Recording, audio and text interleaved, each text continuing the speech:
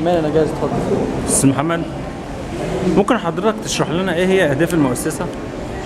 والله اهداف المؤسسه كتيره جدا، لكن اهم الاهداف بتاعت المؤسسه هو بناء وحده عربيه ومجتمع عربي يهدف الى تكوين الروابط الثقافيه بين كل الشباب العربي. طيب، مش شايف حضرتك ان احنا هنا كشباب مصري محتاجين التنميه وبعد كده ندور على الشباب العربي؟ هو بالفعل احنا في مصر هنا محتاجين تنميه، لكن التنميه محتاجه تكلفه، واحنا في مصر دوله ضعيفه. احنا محتاجين ان احنا نقف مع بعض كشباب عرب عشان نقدر نعمل التنميه دي بالفعل. طيب، تفتكر ان الحكومه بتدعم المؤسسات دي ما اعتقدش ان ولا في تخاذل؟ الحكومه بتدعم بعض المؤسسات اللي هي بتبقى ظاهره قدامها بس، لكن بالفعل في مؤسسات موجوده في الخفاء وبتشتغل على قد ما بتقدر عشان خدمه الوطن، لكن بالفعل ما لهمش رصيد من الحكومه. طب زي ما احنا شفنا حضرتك النهارده كرمت اعلاميين وكرمت سباحين وكرمت الطلبه اللي حصلوا على دوره التسامح، الكوكتيل ده كله جه منين؟ الكوكتيل ده عباره عن مجموعه تعارف ومجموعه سباحين بيحبوا العمل التطوعي جدا، ومجموعه طلبه خدوا عندنا كورس، واعلاميين بينادوا باسم المؤسسه علشان تبقى موجوده وظاهره امام الجميع، فلازم الكوكتيل ده كله حضرتك زي ما قلت يتكرر. طيب، بما ان حضرتك اصغر رئيس مؤسسه شبابيه، ومحتاجين حضرتك تقول كلمه للشباب.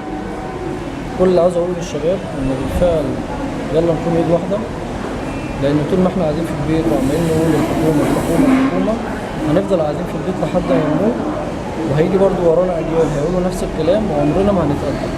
فكل اللي بقوله ما تبصش تحت رجليك، بص قدامك، هتلاقي المشوار كويس جدا وجميل، وهتلاقي اهداف حلوه جدا وهتقدر تسعى بيها، لكن طول ما انت باصص تحت رجليك وعايز النهارده هدف معين يحصل عمرك ما هتنجح ابدا. طب ممكن حضرتك تحكي لنا عن ابرز الانشطه اللي تمت بالفعل من قبل المؤسسه؟ والله احنا عندنا في المؤسسه تمت انشطه كتير، شاركنا مع منظمه مع وزاره الشباب والرياضه بالجيزه في مهرجان الاعاقه، والمؤسسه ساهمت بقدر كبير جدا. عملنا حمله لنظافه ميدان حلوان من الباعة الجائلين، والحمد لله تم مرتين بالفعل ازاله الباعة الجائلين بمعاونه الشرطه. الحمد لله عملنا حفلات كتيره للايتام.